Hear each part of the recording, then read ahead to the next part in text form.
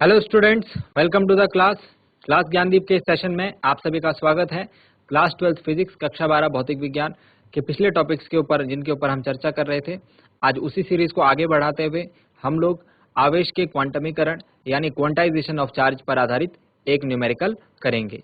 Students, मैं उम्मीद करता हूँ आप सबके सब फिट फाइन एंड हेल्दी होंगे एंड बिल्कुल रेडी होंगे क्लास के लिए। आप लोग अपने पेन पेपर लेकर के अपनी पोजीशंस ले चुके होंगे।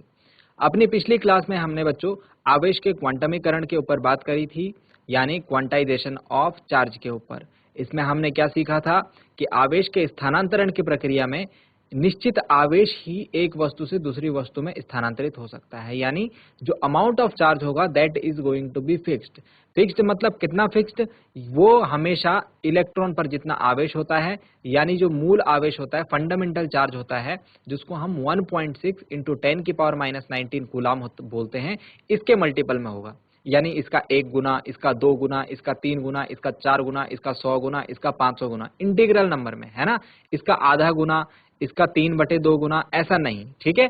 तो इसके इंटीग्रल मल्टीपल्स में होगा, यानी 1.6 इंटू 10⁻⁻19 कूलाम का जो स्थानांतरण उसके मल्टीपल में, यानी उसका 1 गुना, 2 गुना, 50 गुना, 60 गुना, 100 गुना, 200 गुना, ठीक है। तो ये हमारे पास क्वांटाइजेशन ऑफ चार्ज कहता है। और इसमें मैंने आपको एक छोटा सा एक फैक्ट बताया था कि यदि 1 सेंटीमीटर क्यूब हमारे पास तांबे का टुकड़ा हो, 1 सेंटीमीटर जिसकी लंबाई, चौड़ाई और ऊंचाई हो, तो उस तांबे के टुकड़े के अंदर लगभग 2.4 इंटू 10⁻24 इलेक्ट्रॉन्स होते हैं, ठीक है बच्चों। तो ये सीखा था हमने अपनी पिछली क्लासेस में, और आज की क्लास में हम इसको करने वाले हैं कंटिन्यू। आज मैं आपको एक इंटरेस्टिंग न्यूमेरिकल बताने वाला हूं, जिसमें कि हमारे पास एक सीधा सीधा क्वेश्चन आता है कि 1 कप इलेक्ट्रॉन में कितने आवेश होते हैं। मैं क्वेश्चन दोबारा रिपीट करूंगा। 1 कप पानी में, 1 कप में आप पानी ले लीजिए, उसके अंदर कितने धन आवेश या ऋण आवेश उपस्थित होते हैं। तो इस प्रकार से हमारे पास एक इजी सा क्वेश्चन बन जाता है, लेकिन इसका सॉल्यूशन जो है वो मैं आपको बताऊंगा। तो चलिए आप लोग रेडी हो जाइए और हम लोग चलते हैं स्मार्ट बोर्ड की स्क्रीन पर। डियर स्टूडेंट्स, पिछली क्लास में हमने यहाँ तक सीख लिया था और आज हम करने वाले हैं इस सेशन को कंटिन्यू। तो मैंने आपको बताया था कि आवेश के क्वांटमीकरण के संबंधित कि जब भी आवेश का स्थानांतरण होगा किसी एक वस्तु से दूसरी वस्तु में, तो वो हमेशा 1.6 इंटू 10⁻⁻19 कूलाम के पूर्ण गुणज होगा, यानी n मतलब आप कुछ भी रख सकते हैं, 1 2 3 4, उसकी ही गुणा आपको इसमें करनी है, उतना ही आप आवेश का स्थानांतरण कर सकते हैं। आई होप आपको ये बात समझ में आई होगी। आज की डेट में हमको जो क्वेश्चन करना है, हम जिसको एक एग्जाम्पल ले रहे हैं, वो एग्जाम्पल आपकी बुक का है और एग्जाम्पल 1.3 है, बल्कि मैं आपकी एनसीईआरटी की बुक का एग्जाम्पल 1.3। एग्जाम्पल 1.3 का एक छोटा सा क्वेश्चन है। 1 कप जल में, 1 कप जल में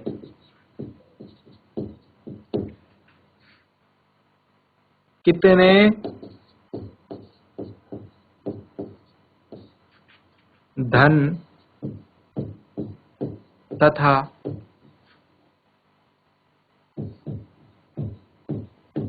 ऋण आवेश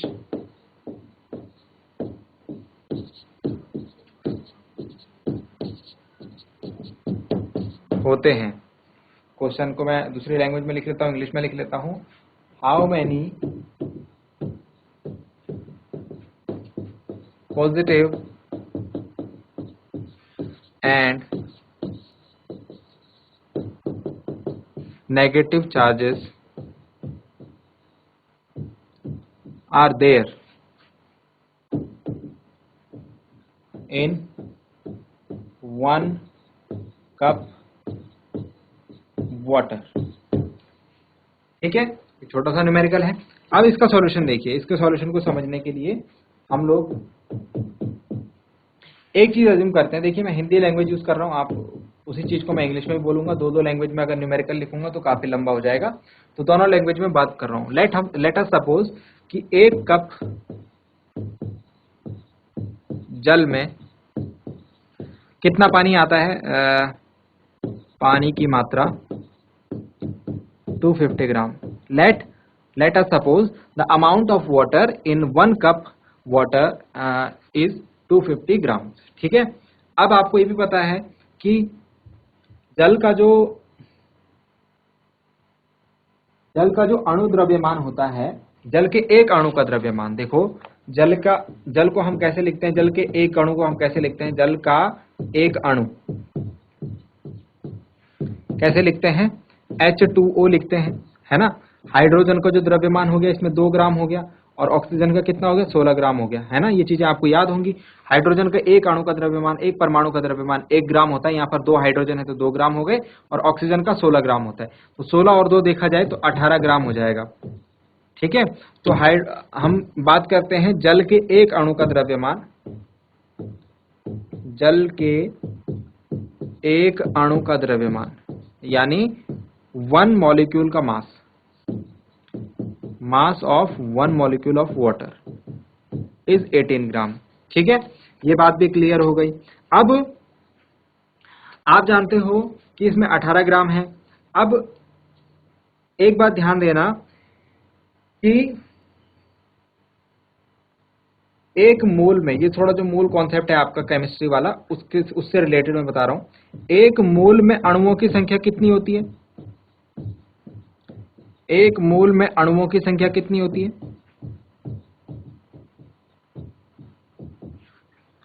वो होती है 6.022 इंटू 10 की पावर 23 अणु, है ना। आवोगाद्रो नंबर है। और यहां पर कितने अणु हैं हमारे पास, अरे भाई जल के एक कप में पानी में 250 ग्राम है, और एक अणु का 18 ग्राम है, तो कितने अणु होंगे, डिवाइड करके देख लीजिए, है ना। तो ये जो एक कप पानी है, एक कप पानी है, उसके 1 ग्राम में कितने अणु होने चाहिए, है ना। तो यहां से हम लोग निकालेंगे अगर इसको, तो ये निकल के आएगा, या तो आप इसको ऐसे भी देख सकते हैं, एक मोल में अणुओं की संख्या इतनी है, 18 ग्राम में, मतलब 18 ग्राम में अणुओं की संख्या कितनी है, इतनी है।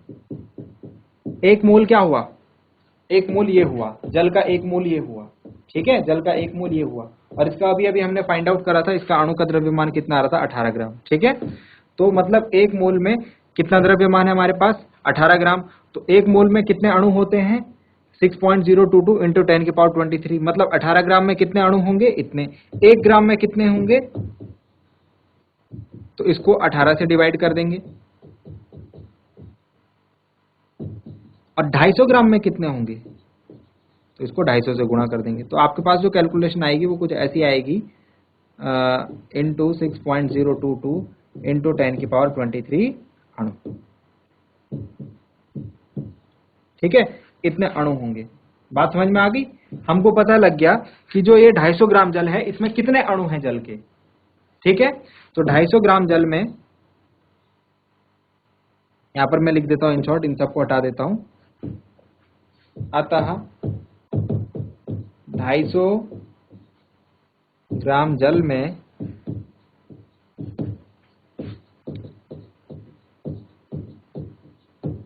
अणुओं की संख्या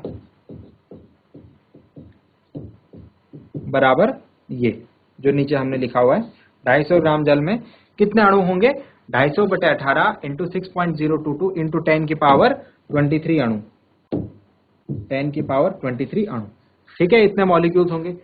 इसको मैं ऊपर लिख लेता हूं, इस फिगर को मैं ऊपर लिख लेता हूं, 250/18 इंटू 6.022 इंटू 10 की पावर 23 अणु।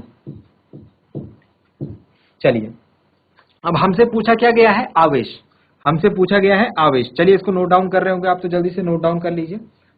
मैं तब तक जो समझाने वाली बात है वो यहाँ साइड में समझा रहा हूं। आवेश पूछा गया हमसे, अणु की बात कर रहे हैं। एक अणु जो होता है जल का, उसको कैसे लिखते हैं, फिर से आओ इसी बात पे, H2O, यानी 2 हाइड्रोजन है और 1 ऑक्सीजन है। एक हाइड्रोजन पर कितने इलेक्ट्रॉन होते हैं, एक हाइड्रोजन के पास 1 इलेक्ट्रॉन होता है, तो यहाँ 2 इलेक्ट्रॉन हो गए। एक ऑक्सीजन के पास कितने इलेक्ट्रॉन होते हैं, एक ऑक्सीजन के पास 8 इलेक्ट्रॉन होते हैं। जितने इलेक्ट्रॉन होते हैं उतने ही प्रोटॉन भी होते हैं, ये बात आपको पता है ना। तो इलेक्ट्रॉन नेगेटिव चार्ज है और प्रोटॉन धन चार्ज है। तो आपसे पूछा गया धन आवेश, ऋण आवेश, दोनों बराबर हैं, ठीक है। मैं कोई सा एक निकाल रहा हूं, उतना ही ऋण आवेश, अगर मैं ऋण आवेश निकालूं तो उतना ही धन आवेश भी होंगे, ठीक है। ये बात मैंने आपको समझा दी। तो हमारे पास कुल कितने आवेश हैं, यदि जोड़ दिया जाए तो 10 चार्ज है हमारे पास। आवेशों की संख्या कितनी है, एक अणु में कितने आवेश हैं, 10 आवेश। चलिए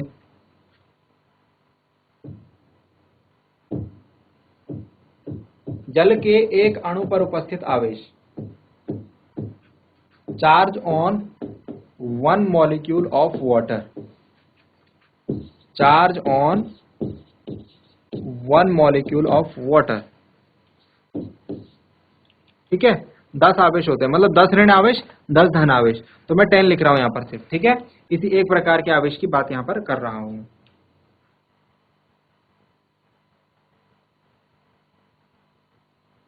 ठीक, अब देखिए, ठीक है, एक अणु पर उपस्थित आवेश 10 हो गया। अब हमारे पास कितने अणु हैं, ये रहे हमारे पास अणु, तो इन पर कितना आवेश होगा, इसको 10 से गुणा कर देंगे, है ना। तो हमारे पास कुल आवेश जो हो जाएगा 250 ग्राम जल में कुल आवेश 250 ग्राम जल में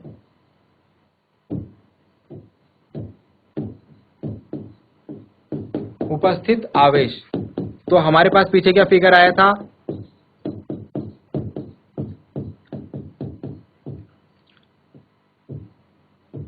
और ये इंटू 10 हो जाएगा। ठीक है, समझ में आ रहा है, 1 बाय 1 मैं आपको एक्सप्लेन करते हुए चल रहा हूं। ठीक है, अब एक आवेश पर कितना चार्ज होता है, एक इलेक्ट्रॉन, मतलब 10 तो हमारे पास 10 तो हमारे पास कण होंगे ना, या तो इलेक्ट्रॉन होंगे या तो प्रोटॉन होंगे। एक इलेक्ट्रॉन या प्रोटॉन पर कितना चार्ज होता है, तो एक इलेक्ट्रॉन या प्रोटॉन पर होता है 1.6 इंटू 10 की पावर -19 कूलाम। ठीक है, एक आवेशों की संख्या लिख लेते हैं यहां पर, आवेशों की संख्या, ये थोड़ा सा इसको चेंज कर लीजिए, आवेश तो आप निकाल रहे हैं हम, आवेशों की संख्या, number of charge, number of charge present on 1 molecule of water, और 250 ग्राम जल में उपस्थित आवेशों की संख्या हो जाएगी इतनी। अब कुल आवेश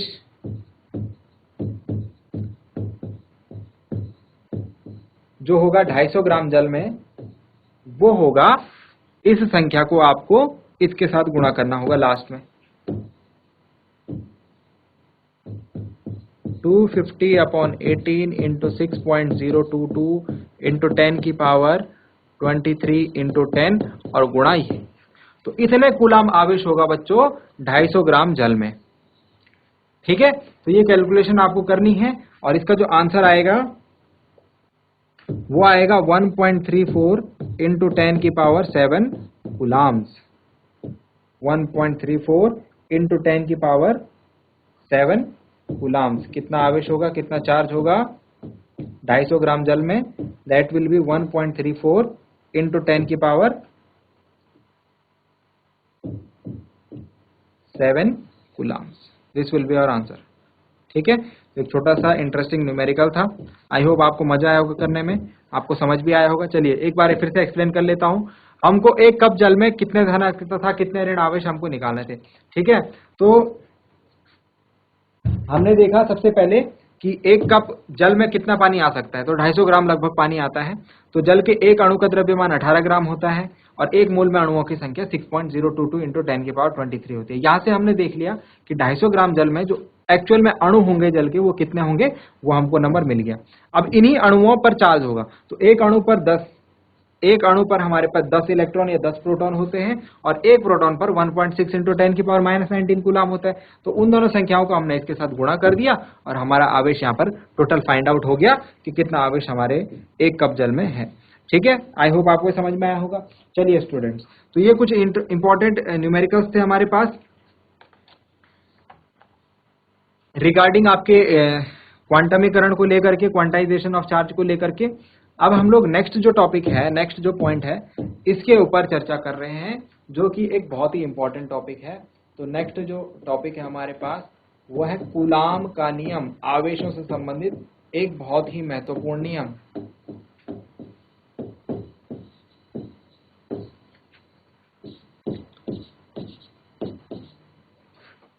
कूलाम का नियम,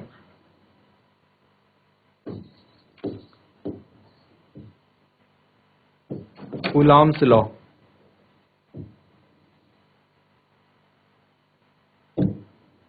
कूलाम का नियम समझाने से पहले ये नियम मैं आपके लिए आसान बना सकता हूं, अगर आपको पुराना कुछ याद है। पुराना आपके पास एक नियम है जिसको हम कहते हैं गुरुत्वाकर्षण का नियम, यानी लॉ ऑफ ग्रेविटेशनल। गुरुत्वाकर्षण का नियम अगर मैं इसको एक्सप्रेशन में लिखूं तो F is equal to G m1m2 upon r square, ये आपने अपने पिछली क्लास में पढ़ा होगा। हूबहू ऐसा ही दिखता है कूलाम का नियम भी। कूलाम का नियम भी बल के बारे में बात करता है। चलिए पहले जो गुरुत्वाकर्षण का नियम है उसमें जो चीजें थी उसको पहले मैं याद कराता हूं आपको। अगर आपको ये याद है तो वेल एंड गुड, अगर याद नहीं है तो मैं याद कराता हूं और फिर इससे रिलेट आप कर पाएंगे कूलाम का नियम में। अगर आपको ये याद हो जाएगा तो कूलाम का नियम आप इससे रिलेट करके याद कर सकते हो, ठीक है। और समझा मैं रहा हूं यहाँ पर। देखो यहाँ पर दो वस्तुओं के बीच में आवेश, दो वस्तु हैं, आवेश की बात नहीं हो रही है यहाँ पर, ठीक है। गुरुत्वाकर्षण के नियम में आवेश की बात नहीं हो रही है। द्रव्यमान है, एक वस्तु का द्रव्यमान होगा कुछ, दूसरी वस्तु का द्रव्यमान होगा कुछ, ठीक है। और इन दोनों द्रव्यमानों के बीच के जो मिलाने वाली रेखा होगी वो इनके बीच की दूरी हो गई, ठीक है।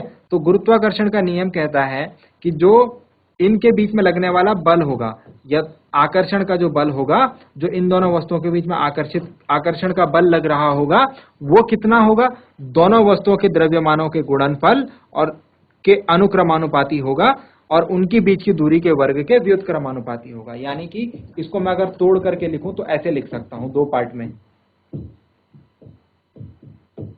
आर स्क्वायर आप देख रहे हो ना अपॉन में है, तो इसको हम कहते हैं व्युत्क्रमानुपाती, और जो सामने सामने होता है उसको हम कहते हैं क्रमानुपाती, यानी इनवर्सली प्रोपोर्शनल, और ये हो गया हमारा डायरेक्टली प्रोपोर्शनल, इसको हम कहते हैं अनुक्रमानुपाती। अनुक्रमानुपाती, ठीक है। अब देखो ध्यान से कि हमने कहा गुरुत्वाकर्षण नियम जो है इस प्रकार से है। अब आप आते हैं, अब हम लोग आते हैं वापस अपने कूलाम के नियम में। तो कूलाम का नियम जो है इस चीज से किस प्रकार से संबंध रखता है, देखो हमारे पास यहां पर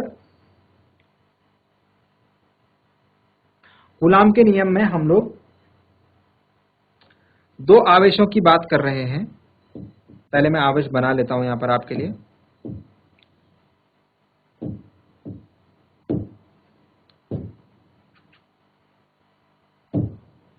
ये दो आवेश हैं, ठीक है, और इनको मैं मिला देता हूं एक लाइन से,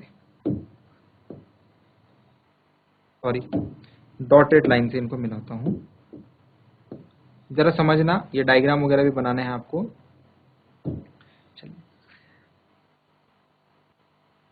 यहां पर जो आवेश हैं ये स्थिर हैं, ये आवेश स्थिर हैं और बिंदु आवेश है। एक तो स्थिर है और दूसरा बिंदु आवेश है। स्थिर मतलब रुके हुए हैं, गति नहीं कर रहे हैं, ठीक है। बिंदु मतलब, बिंदु आवेश हम लोग यहां पर एक टर्म डिफाइन करते हैं कि बिंदु आवेश बहुत छोटा धन आवेश, बहुत छोटा धन आवेश, इसको हम लोग टेस्ट चार्ज भी बोलते हैं, ठीक है। टेस्ट चार्ज या पॉइंट चार्ज, तो वो है ये, ठीक है। तो जो डेफिनेशन लिखूंगा उसमें स्थिर और बिंदु आवेश का प्रयोग करूंगा, सिर्फ आवेश शब्द का प्रयोग नहीं करूंगा। ये नियम कहता है कि दो अगर बिंदु आवेश हैं तो इनके बीच हमने क्या कहा, इनके बीच में बल लगेगा, या तो ये आकर्षण होगा, आपको पता है समान आवेश होंगे, अगर माइनस क्यू और माइनस क्यू होगा तो ये इसको दूर दूर भेजेंगे, प्रतिकर्षण बल लगेगा, है ना। और अगर एक माइनस क्यू और एक प्लस क्यू होगा तो ये दोनों पास पास आएंगे, एक दूसरे को खींचने का काम करेंगे, उसमें आकर्षण बल लगेगा, अट्रैक्शन फोर्स लगेगा। यानी जो भी बल लगेगा वो दोनों आवेशों के मात्राओं के गुणनफल, यानी एक आवेश अगर Q1 है और दूसरा आवेश Q2 है तो उनकी मात्राओं के गुणनफल और उनके बीच की दूरी के वर्ग के व्युत्क्रमानुपाती होता है। मतलब मात्राओं के गुणनफल के अनुक्रमानुपाती और उनके बीच की दूरी के वर्ग के व्युत्क्रमानुपाती होता है। ये हमारा कूलाम का नियम है। अब यहाँ पर हम इसको हटाते हैं तो यहाँ पर एक नियतांक लगाते हैं। अनुक्रमानुपाती के चिन्ह को अगर हम हटाते हैं तो हम एक नियतांक लगाते हैं और इस नियतांक को हम ऐसे में, जैसे हम लोग पीछे एक, सपोज मैं यहाँ पर K लिख रहा हूं, तो क्या आपको देखने में ये क्या आपको देखने में ये गुरुत्वाकर्षण के नियम के जैसा नहीं दिख रहा है? वहां पर होता था, अभी मैं दोबारा लिखता हूँ गुरुत्वाकर्षण का नियम जी m1 m2 upon are square, यहाँ पर हो गया F इज इक्वल टू के Q1 Q2 upon are square. ठीक है, तो गुरुत्वाकर्षण नियम अगर आपको याद होगा, अगर आपने समझा होगा तो ये नियम समझने में आपको आसानी मिलेगी। ठीक, तो वही जैसे नियम उस स्टेटमेंट था वैसा ही स्टेटमेंट इसका भी है। ठीक है, तो यहाँ पर हम लोग Q1 Q2 ये दोनों क्या है, ये आवेश हैं, इनको डिफाइन कर लेते हैं। इनके बीच की दूरी है r, यहाँ से लेकर और यहाँ तक की दूरी जो है ये r है। ठीक है, स्मॉल r ले रहे हैं हम यहाँ पर, और बस इतना ही आपको इस डायग्राम में जो है मेंशन करना है। ठीक है, तो ये हो गई इनके बीच की दूरी स्मॉल r, और इन पर जो आवेश है Q1 Q2 है ये एक दूसरे से r दूरी पर उपस्थित है। चलिए इसका स्टेटमेंट लिख लेते हैं हम लोग। इसका स्टेटमेंट लिखते हैं कूलाम का नियम। कूलाम का नियम क्या कहता है? कूलाम का नियम ये कहता है, आप मेरे साथ लिख सकते हैं, इन्हीं दो स्थिर बिंदु आवेश, मैंने आपसे बोला था मैं कौन सा टर्म यूज करूंगा, स्थिर बिंदु आवेश। ठीक है, फिक्स पॉइंट चार्ज, मतलब ये आवेश जो है बहुत कम है और फिक्स है, अपनी जगह पर निश्चित अपनी जगह पर फिक्स है। ठीक है, किन्हीं दो स्थिर बिंदु आवेशों के बीच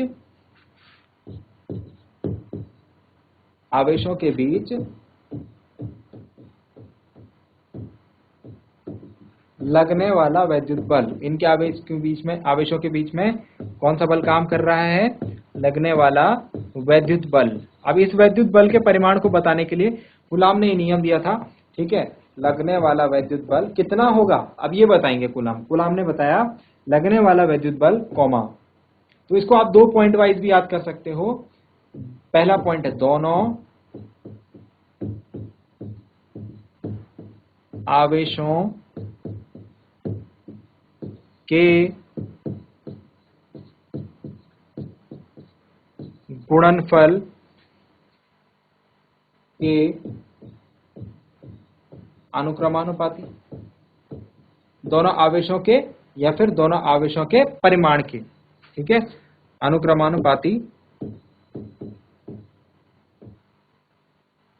लगने वाला वैद्युत बल दोनों आवेशों की मात्राओं के गुणनफल के अनुक्रमानुपाती तथा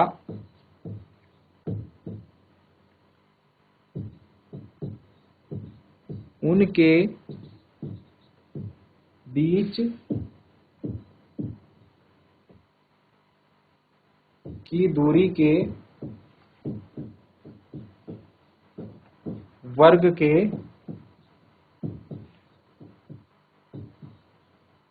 व्युत्क्रमानुपाती होता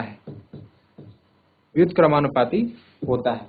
चलिए स्टूडेंट्स, स्टेटमेंट मैंने इसका लिख लिया है, इंग्लिश में भी स्टेटमेंट आपको लिख लूंगा। आज का समय तो हमारे पास यहाँ पर समाप्त हो रहा है, अगली क्लास में हम लोग इस टॉपिक के ऊपर चर्चा करेंगे। तो स्टूडेंट्स, उम्मीद करता हूं कि कूलाम का नियम समझने में आपको आज मजा आया होगा और आपने कुछ नई बातें सीखी होंगी।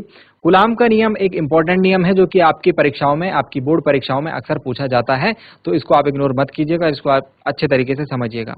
आज के लिए इतना ही स्टूडेंट्स, मैं उम्मीद करता हूं कि आपने आज कुछ नया सीखा होगा और घर जाकर के आप उसे एक बार जरूर रिवाइज करेंगे। अगली क्लास में हम लोग मिलते हैं एक नए और इंटरेस्टिंग टॉपिक के साथ। क्लास से जुड़ने के लिए आप सभी का बहुत बहुत धन्यवाद students. Thank you very much and have a nice day.